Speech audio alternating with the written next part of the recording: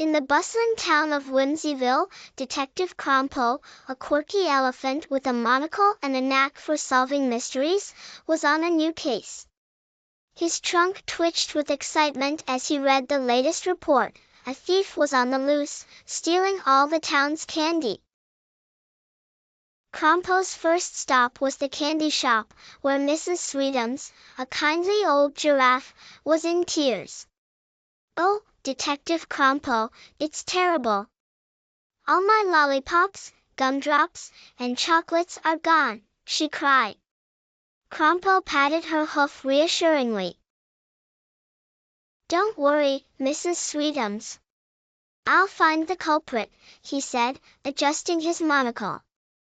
He noticed a trail of candy wrappers leading out the door.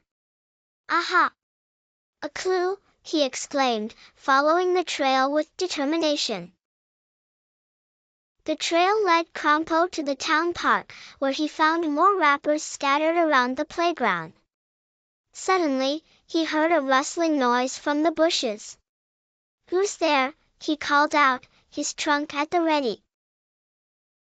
Out popped a mischievous raccoon named Ricky, his paws sticky with candy. "Ricky, what are you doing?"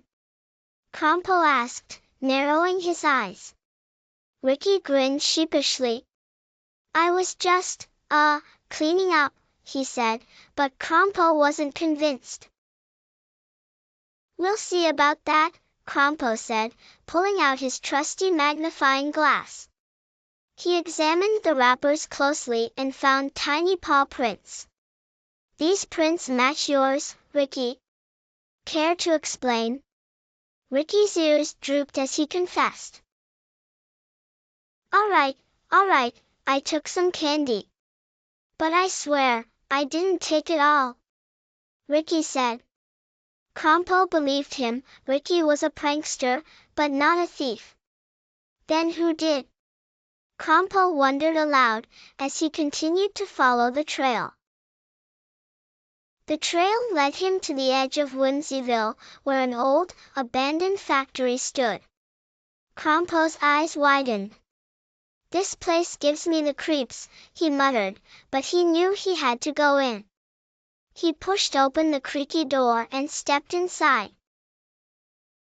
Inside, the factory was dark and filled with cobwebs. Crompo's trunk twitched nervously as he tiptoed through the shadows. Suddenly, he heard a faint giggle.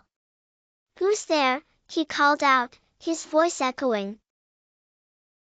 A shadowy figure darted past him, and Crompo gave chase. "Stop right there," he shouted, but the figure was too quick. Crompo stumbled over some old machinery, but he didn't give up. He had to catch the thief. Finally, Crompo cornered the figure in a dusty corner of the factory. "Got you now," he said triumphantly.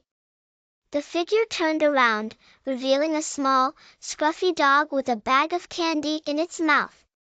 "A dog?" Crompo exclaimed in surprise. The dog dropped the bag and wagged its tail.